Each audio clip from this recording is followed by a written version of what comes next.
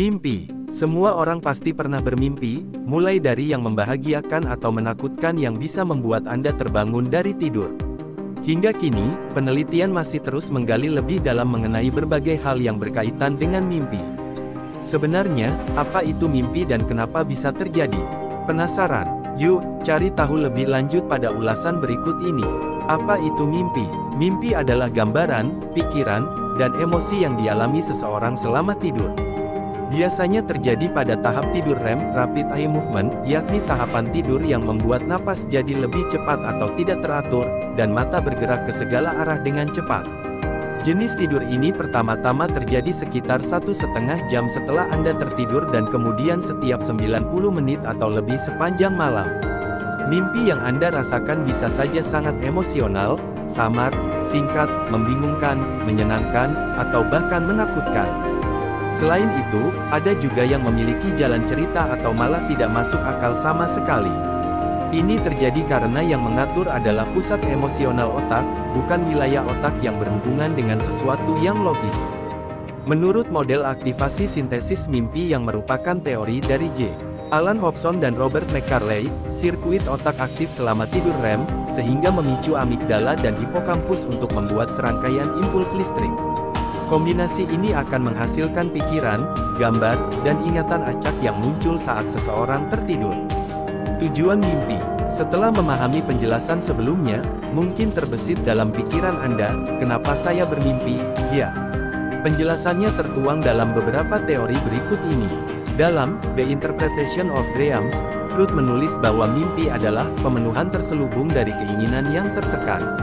Beliau juga menggambarkan dua komponen berbeda, yakni konten nyata, gambar aktual, dan konten laten, makna tersembunyi. Teori Freud ini berkontribusi pada kebangkitan dan popularitas interpretasi sebenarnya.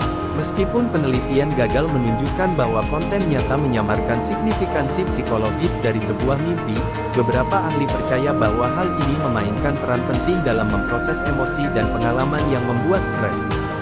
Meski tampaknya tidak penting, menurut The Greater Good Science Center dari University of California, mimpi ternyata memiliki beberapa tujuan, di antaranya terapi mimpi.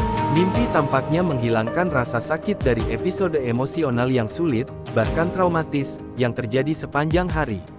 Kemudian, menawarkan ketenangan emosional saat Anda bangun keesokan paginya. Tidur REM adalah satu-satunya saat ketika otak sama sekali tidak memiliki molekul noradrenalin yang memicu kecemasan. Pada saat yang sama, struktur kunci emosional dan terkait memori pada otak aktif kembali selama tidur REM saat kita bermimpi. Ini berarti bahwa pengaktifan kembali memori emosional terjadi pada otak yang bebas dari bahan kimia stres utama, yang memungkinkan kita memproses kembali ingatan yang mengganggu dalam lingkungan yang lebih aman dan lebih tenang. Saran untuk menemukan solusi. Telah terbukti bahwa tahapan tidur REM menggabungkan beberapa ingatan bersamaan dengan cara yang abstrak dan sangat baru. Jadi, selama Anda bermimpi, otak akan mengambil berbagai pengetahuan yang ada, mengatur, dan menyusunnya menjadi sebuah informasi. Proses ini bisa menciptakan pola pikir yang dapat membantu Anda menemukan solusi dari masalah yang sebelumnya tidak terpecahkan. Kemudian, situs Sleep Foundation juga menyebutkan tujuan lainnya, seperti memperkuat ingatan, membantu mengelola emosi dan membersihkan otak dari informasi yang tidak perlu.